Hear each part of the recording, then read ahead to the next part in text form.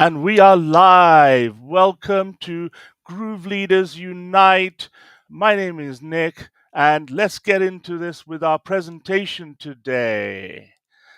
So, what we have today is a number of different things that we're going to look at, but albeit it's going to be under the guise of polished and perfect. And what that actually means is we're going to be talking about editing your course. All right. And what that means is that, we've got to make it polished and perfect, aren't we? Well, not necessarily. But let's take a closer look. Now, before we start that, as I said, my name is Nick Lacani, Courses and Communities. I've got my wonderful PD with me today, Karen, and she's in the background. And what we're going to do is go through and see what is it, why is it that we're looking at online courses? Well, according to this particular stat, we're looking at the end of this decade, looking at a global market for online courses to be roughly, well, estimated about $850 billion. All right, that's not any other dollars, just US dollars. Now, that's quite a big chunk, and I don't know about you, I'd quite like a little slice of that. I hope you do too. Now, what we're here for, what I'm here for, and you may be here for a number of different reasons. For me, it's financial freedom, having the ability to go and I still want to work, but I want to be able to work on my terms. I want to be able to be on a beach in Thailand or in Malaysia, or take a trip out to the Americas sometime, or to the Caribbean, or to Australasia. I want to be able to do that when I want to, while I still can. What about you? Why do you want to do it? Why do you want to increase your income or create a second income or create a side hustle? Make sure you put into the chat hashtag live, hashtag replay, and tell me why you're interested. What is your idea? What is it you want to do? Why do you want to do this? Okay, so it could be family, it could be health, it could be financial freedom, it could be you're bored with working in the job that you've been doing and the career that you've been doing. You want to change, you want to be more creative. Number of reasons for that.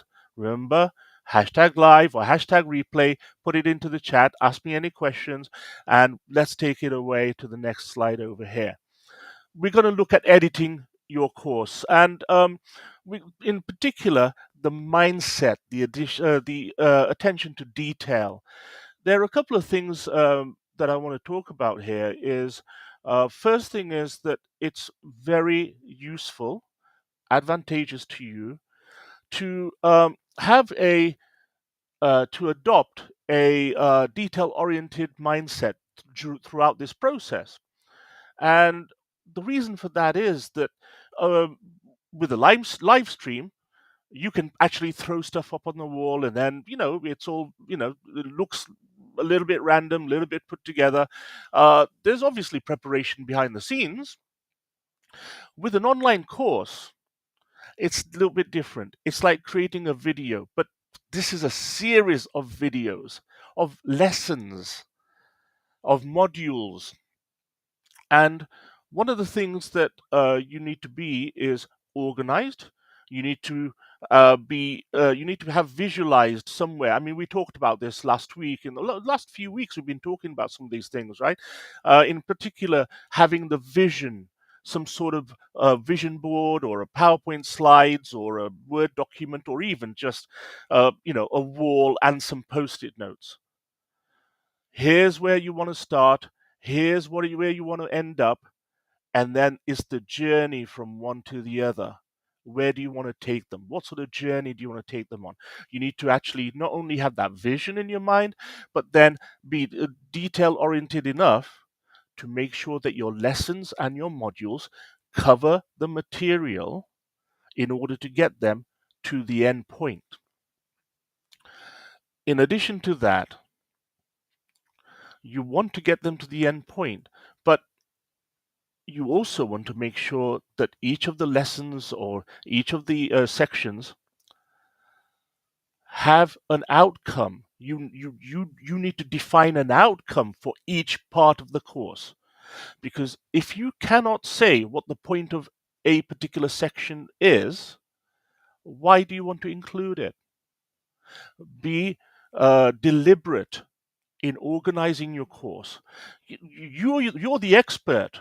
You know that, for example, for this particular subject, you want them to take away this particular item of knowledge or a skill, or a little piece of inspiration, a nugget. You want them to take that away. Well, in order for them to take that away, you've got to plan for it to be delivered in this particular module. Okay, so start with the end in mind. What is your client, or uh, your trainee, your a person watching the video? What are they going to take away from watching this particular 5 minute or 20 minute section of your online course? Just think about that. Okay, and the other thing about being detail oriented is that when I'm actually creating my courses, I actually have them like, like chapters of a book, and then the sub the different sections within each chapter. Okay, very much like that, and it's uh, it also means that here's the introduction, at the bottom is a conclusion or the summary, and then in between are all the bits that I want to cover, and then in each of the sections I've split them up into different lessons, and each lesson has a plan, each lesson has a point, a call to action. Each one is planned out, so that kind of detail doesn't just get thrown onto a wall and oh well, we'll work it out. Be deliberate, be organized, and the better organized you are, the better results there are going to be for your clients or the people buying the course. Now, here's the other thing: you need to know who's buying your courses so that you understand what they're going to be able to take in. We've got more about that in a next few minutes, but you need to know who your clients are, how they learn, what sort of age they are, what sort of background they are educationally. Are they, do they have a high school certificate, or are they masters? Have they got a master's degree or a PhD? Okay, so you need to know your audience.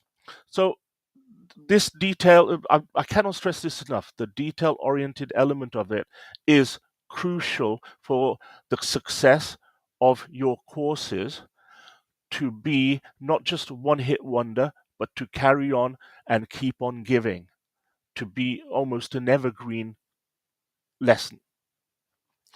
The other thing about the attention to detail, and I've said all this about attention to detail, right? I've said all of this about making sure that you get your details right, you plan it, and so on.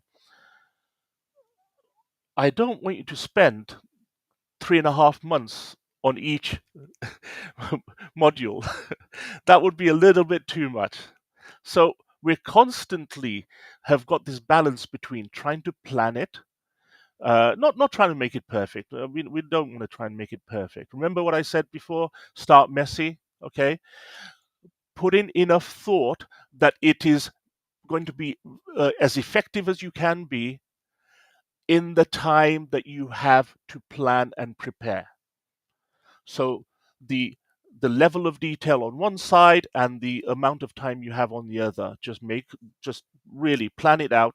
In this following hour, I want to get a lesson plan for the first chapter of my, or the first 5 lessons of my online course. Go. Something like that. See how you go, and then later on you can make another pass at it and get things ready. But just give yourself that ability to put a time constraint on it. Otherwise, you'll never get it done. Okay, there's so much planning that you can do, but you'll never give it enough time. It's okay. Start messy, but don't let it fall onto the floor. Okay. All right. So let's go to the next item on here. What we got here is about the content editing. We want to ensure the clarity and consistency, and this relates back to the first point, doesn't it? Where if you've got things planned out in your mind as a vision, but also as a planning document, as a plan, as a lesson plan, for example, and with my background in teaching and lecturing, we did lesson plans. We want to, we had everything pretty structured where we were able to have it. Maybe your subject, you may not be able to do that so much. However, I would advise that you do some element of planning, and also obviously the introduction, the summary at the end, the call to action, what they're going to take away from this lesson. You've got to have that in your mind so that it helps you go and deliver quality when you're recording the video. Uh, Now, in terms of measures that you can take, techniques that you can use to make sure that you follow a particular pattern. Now, one of the things that I always did was if I had a lesson plan, or if I had an outline plan of lesson number one over here, for example, and if it's whether it's on a Word document or whether it's some other place, I would replicate it and then make changes to it so that I keep the same kind of structure. You notice on these GLUs that I've been doing, the live streams, we've got a very similar slideshow every single week. I'm trying to get you used to the learning style that I want to give you, and which I hope actually enables you to learn from this effectively. And it's up to me then to get the feedback as to, well, whether it worked, whether it didn't work, and so on. And it's very important that, for example, every now and again, we'll take the PowerPoint off here, put myself on screen. There's a reason for that. There are times where you want to go and review the content. For example, come onto the screen. Hey, put then you could have some sort of feedback element in below the lesson. You could have a survey monkey or some sort of electronic feedback mechanism. Let me know what you thought of the lesson. Was it too hard? Was it too easy? Was it too short? Was it too long? Or fill out the survey at the bottom, something like that. So what you're doing is you're giving the opportunity, even though you've recorded the course, you're giving the opportunity to get that feedback. And we talk about feedback a little bit further down the line. But making this kind of structure and replicating it, and for depending on what you're trying to teach at the particular time, you may need to change things out a little bit, but at least the starting structure, the loose structure, is the same.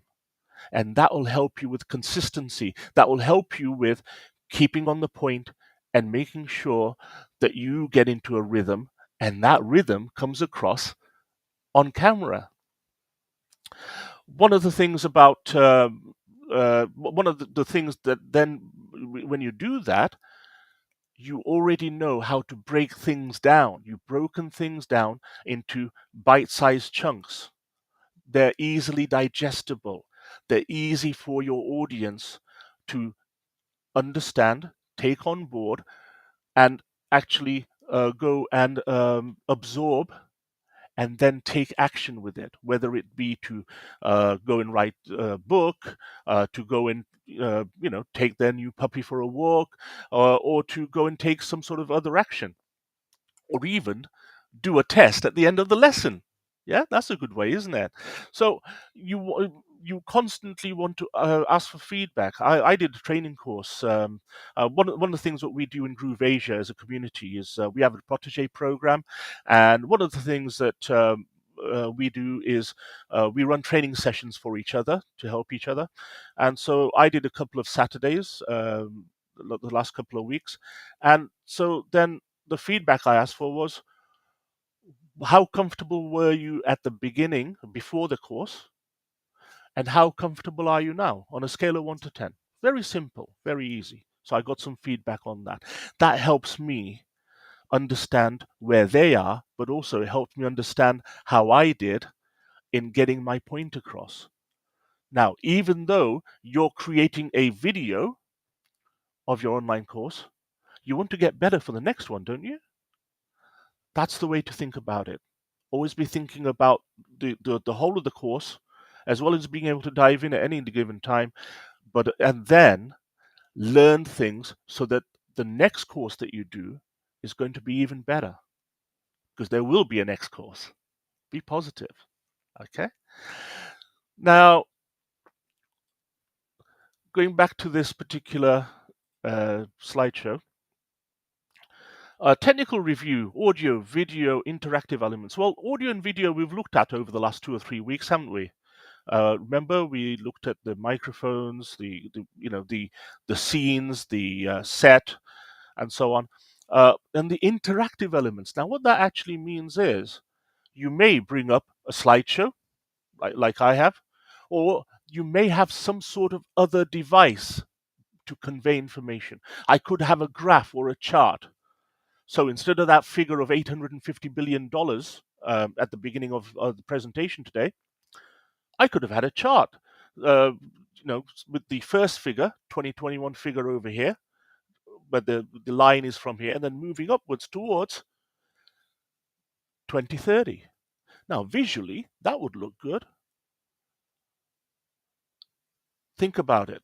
Think about the best ways to encapsulate and show people different pieces of information. Remember, not only is your audience unique to you, people will also learn in different ways. Some people like to hear things, some people like to see things and read things. Some people are very visual and like to see things moving or things represented in sort of graphs and charts, to make things simple for them. Everybody's different. What I normally try to do on my training courses is to have an element of all three of those things, and even getting them to write things down or getting them to take action. That way, we cover as many bases as we can for as many people as we can, for those taking the course. We want to have the biggest impact. All right. So that interactive element, and I mentioned surveys, I mentioned tests, I mentioned giving feedback, I mentioned, number of things like this. It could be a Kahoot. Yeah. Little quiz on Kahoot. Brilliant. Excellent. Love it.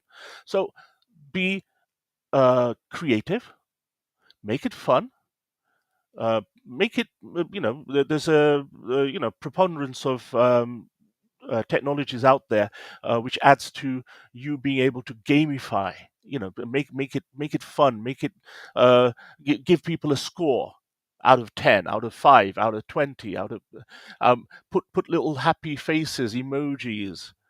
Oh, how happy are you? How many thumbs up are you going to give? I was in Nando's the other day. I don't know whether you have Nando's where you are in your country. How many tacos, or was it rating? Yes, some sort of taco, rating for how I enjoyed my meal. Brilliant. Everybody wants feedback, but having the more creative, interactive elements, and obviously your audio, video, set, everything being congruent with what you're trying to do, will make people more at home, to be more comfortable, so that they then are comfortable enough to go and give you feedback.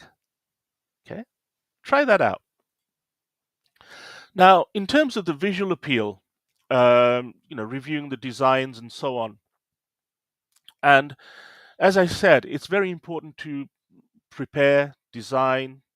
Like I said, you start off with, and also, you want to get the engagement, but you start off with what you want them to walk away with. So, for example, you could be doing a course on how to train your puppy. Brilliant. What do you want the puppy to learn? Then work backwards and design that particular lesson. It doesn't get much easier than that, folks. Okay? Start with the end to mind. end in mind, as I said earlier, and work backwards. That will help you design your lesson. Also, and mentioned this previously as well about the ability to engage. If you can make things fun, but also easy to read, easy to connect with, fonts, colors, images, images that provoke a lot of thoughts, images that make people stop and think, images that are congruent with the message that you're trying to give, the layout of the screen, the layout of the, for example, your background even. There are times when I would actually, um, for a particular section of the video, I could move to one side and have my background with one simple picture, which is what I want them to think about. You can do that. You can have other things coming up on screen if you use OBS or other technologies as well. You can have tickers running across, as Karen's doing the tickers with various things that we're doing today. There's a number of things that you can do. Remember, it's not all about what somebody is listening to or watching. It could be a number of things. People like to read things as well. Okay? But make it visually appealing, lay it out nicely. Now, what is that? Well, it depends on your audience, depends on you, depends on what you're trying to do. Um, you have to, it's a little bit of trial and error. Okay?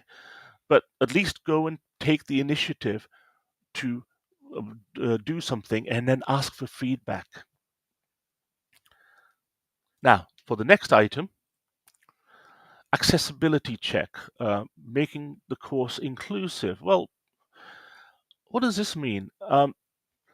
The reason why you want to make it inclusive, I mean, this is back in the day dot when I first started teaching. If I start speaking, if I do a technical course with somebody, or even just simply teaching somebody how to use a computer.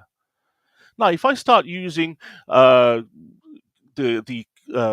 buzzwords and start speaking very fast and assuming that they already have certain knowledge, that may not be so good for this particular audience because they may not know how to use computers already.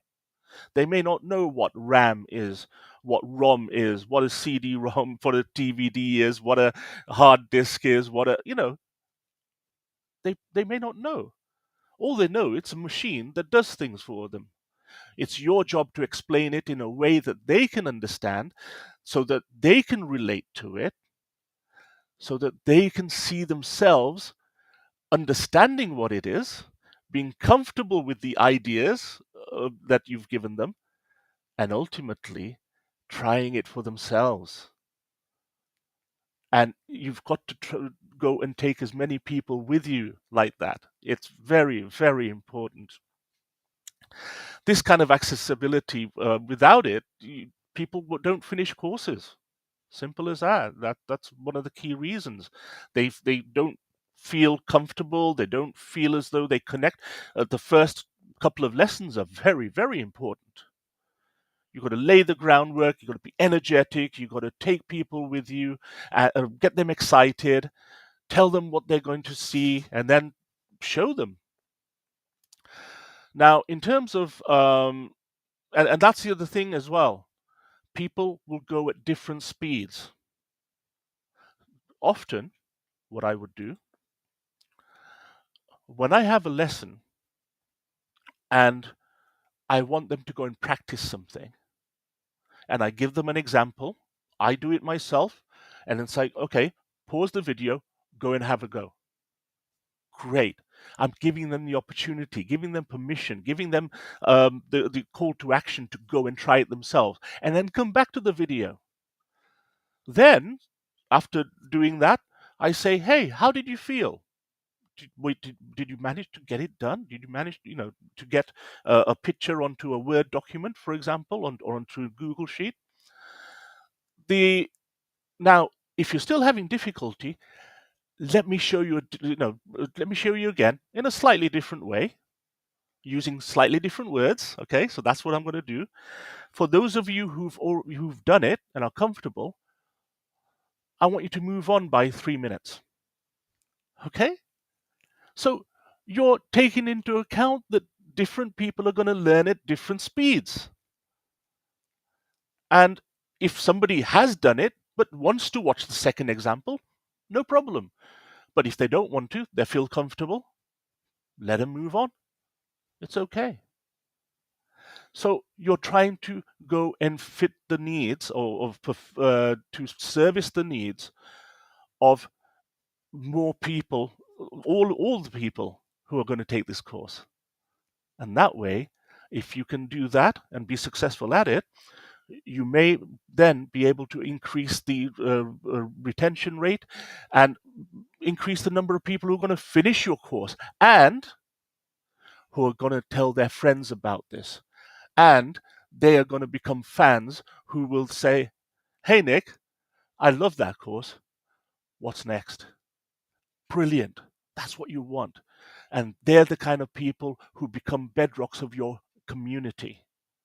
Okay? So never leave anybody behind and make time for them, even if you say, pause the video, go and try it. Very simple, very effective way of doing it. Okay? So let's go to the next one that we have here. And we've looked at this, we've talked about this already, haven't we? About feedback. Learning from your learners. I like that.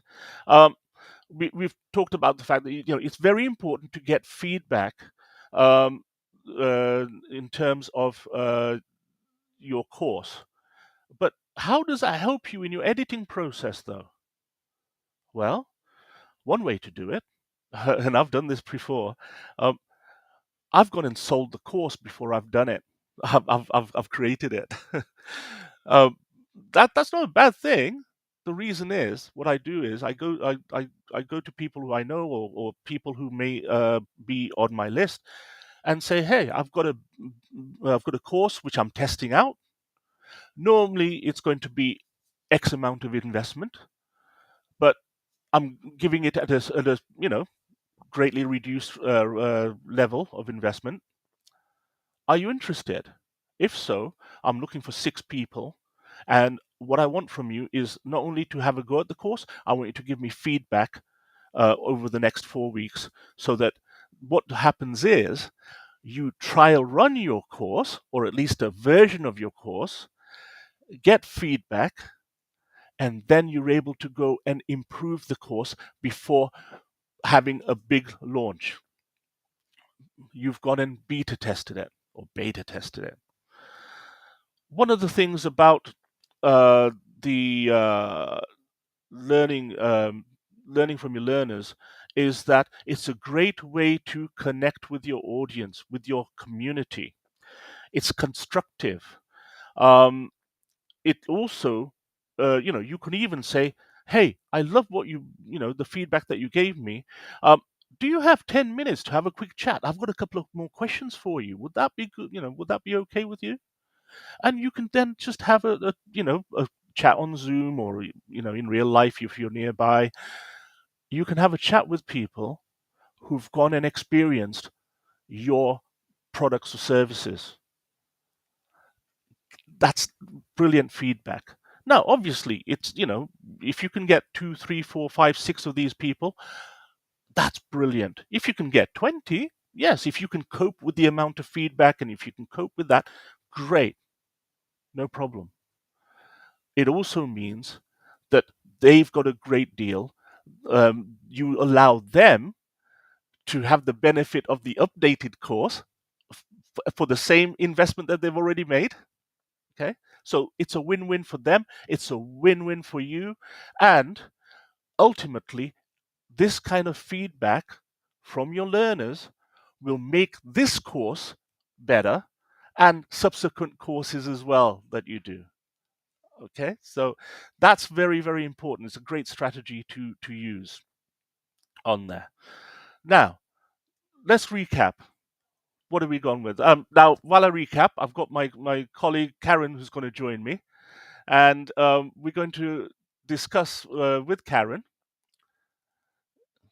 if she'd like to come on. There she is. Hey, Karen. Now, we, we've got 6 items on there. Um, what is the one that jumps out to you most, or what is the one that really moved you or taught you something today? Well, I like the part when you was talking about having the end in mind when you're starting a course. That's very, very important. Have an idea of what you want your participants to take away first, and then build your course the lessons to that because it kind of gives them a way to flow through the course. And another important thing, number six, is the feedback. So Hmm. important because we're trying to teach um, the masses, but we also want to feedback to see what it is, which direction it helps. And when you're trying to figure out which direction to go to next, or to see the level of your participants, having that feedback is very important to design a better, to give better information or design a better course where your participants will be able to learn and grow from it. So those two things have popped up me the most: having the end in mind, and then providing getting feedback from your participants. Yeah, absolutely brilliant. Yeah, two very salient points there. I mean, especially with the second one, the feedback. One of the Hmm. things I did in the classroom, uh, I was always looking for verbal and non-verbal cues or Right, feedback from the class. Uh, puzzled looks, sort of, rubbing the chin, right. doing that, or being distracted, you know, looking around, doing something else, but their head down, not looking as though they're listening, or they may have the head down and they're making vigorous notes. Hmm. And that's another piece of feedback as well, isn't it? Now, obviously, on a video, when you're creating an online course, you don't have that live feedback as the person is there, Right. but you can use other techniques to get that feedback. The other Yeah. thing is, in terms of feedback, one of the things that I've done in the past is to actually run live sessions, taught some of the parts of the course in a you know in a Zoom room. In fact, I used to do it in person anyway, but more recently in Zoom. Hmm. And so you can see the impact on people's faces, or they can put their hand up, or something to ask a question. So Yeah. that's another way to actually go and get feedback, like a beta testing, right? That's why it's so important when we do our workshops and our events and stuff for folks to have their cameras on so we Yeah. can see what kind of, where to go next. Make sure you got an understanding of the content that we're delivering. Because, like you Yeah. say, when you get those blank faces or you're all around, makes a difference. Yeah, well, you know what? Absolutely.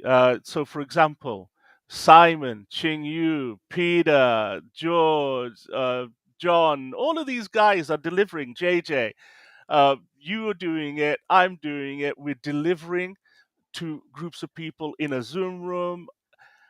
It's great to actually see their camera on, to see their Hmm. feedback, and also you're able to help them even more. You're able to. Sometimes people don't want to speak or don't want to say something, but if somebody has a puzzled look, then it's very simple to say, does anybody have I'm going to ask a couple of people now, so you don't want to point anybody out in particular, but you say, hey, I'm going to ask a couple of people for feedback right now. So let's start with Karen. What do you think of this particular technique that I've just shown you, Hmm. shown you? So you're able to softly get people's feedback, make them feel comfortable as well. So that's a great way to do it as well. Now, it's not part of the online course, but it's part of the development, and that's very important to factor that in, if at all possible. Hmm. Great. Great. Well, look, Karen, thanks very much for your help. I really appreciate it again. I'm going to go through and I'm going to tell people about what to do from today. Always have a call to action, folks. So we're going to go, and we're meeting every Wednesday over here. If you're on a replay, then obviously it's at your leisure, at your convenience. If you'd like a private consultation to do with courses, communities, or generally for Groove, my link is over there. You can take a look at that. Karen's going to share the links on there. But also, we've got events calendar coming up as well. Well, you know what? Let me show you the events calendar, shall I? One of the things that we want to do is to we want to be able to show the events calendar and show you what else is coming up over the next couple of weeks. So I'm going to go and actually, yep, this is good. I need to get into it now. By the way, make sure you put questions into the chat. Let me know what you thought about the session. And also, we want to make sure that you ask any questions, anything that irks you, that you got stuck on, that you didn't fully understand. Just reach out and we can actually take a look at that for you. Okay? Now, here we are. Today's the 29th. As you can see, we're on the session over here. What have we got this week, Karen? Well, we've got Karen and Peter doing their GLUs tomorrow and Friday. We've also got Tyra Friday morning doing her power hour. Next week, if we have a look at this, obviously I'm doing the my session again. Afterwards, we have the new members orientation. So Karen's going to put some links down into there. Come along. It's not just for new members. If you've been before, if you want to have an overview of the Groove platform, if you want to ask any questions, that's an opportunity as well. Another opportunity is the Groove coaching that we have. As well, and also we got Tyra's power hours. She does 2 a week. Finally, on the Saturday and the Sunday, we can only see Saturday here at the moment, is Ching Yu's ultra amazing advanced AI course coming up. This is going to blow your socks off. In the next few days, there's going to be a link in there, so look out for that orange box. Click on it, take a look at it, sign up, and you will be blown away. 2 days of wonderful training coming up for you. Karen, is there anybody else that we need to mention? Is there anything else that we need to share before we go? No, we're looking good. So Karen's putting the links into the chat. Thank you for that, Karen. Thank you again for all your help, Karen, and your input. I very much appreciate it. For you, I want you to take action. Start thinking seriously about your course. What is it going to be on? Who's your audience? How are you going to go about it? If you need more help with that, get in touch. What I'm going to be doing is we're going to be doing a little bit more training in the new year, specifically on things like this. So keep in touch with that, with the 5-day challenges and so on. We've got a lot of things coming. Don't give up. Write it down. Take action with it. We'll see you next week. Karen, take it away.